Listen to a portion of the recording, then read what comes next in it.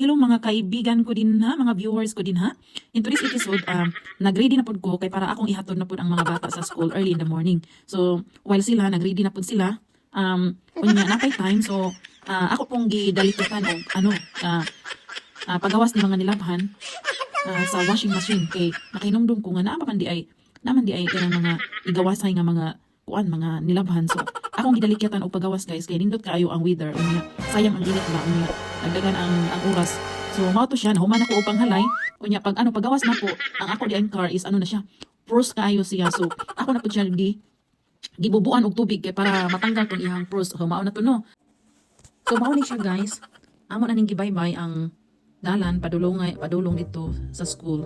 So while nagbaybay kami sa dalan, so sundan lang ninyo guys ning amo ang pagbiyahe padulong dito. So makita ninyo guys nga kanang nindot kaayo ang weather.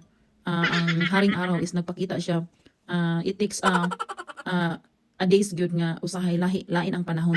Kanang sige lang og kanang itong isdom or cloudy kaayo ang panahon, pero karon iba gyud siya ang weather. So nindot kaayo siya. Ang mga tanan-awon sa palibot. So mao na ni siya guys.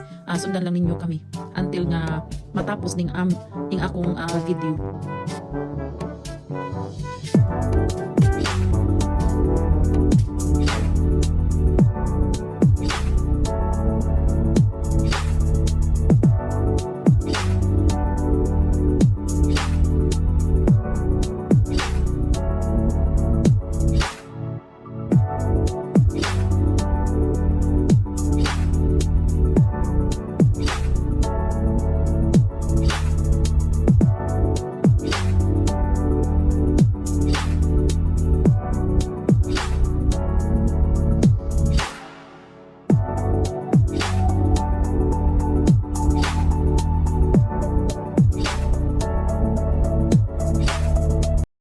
So, tapos kung gidrop ang mga bata sa school, so naggrocery na pud ko guys kay wala naman da mi sulod ding among fridge. So, mao na ni siya.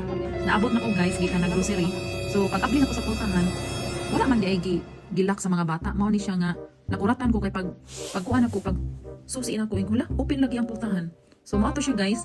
So, wala lang pud so padayon ta. So, nisulod ko sa balay, unya pagkahuman akong gi-open dito sa garage kay para dito na ko kuhaon, dito na ko pagawas ang mga gipang grocery nako gikan sa car. So unya pagkahuman na po rin kaning mga gipang grocery nako guys, ako na po ni silang ipang arrange unya kay before jud nako mang arrange bitaw ko sa ako mga gipang grocery.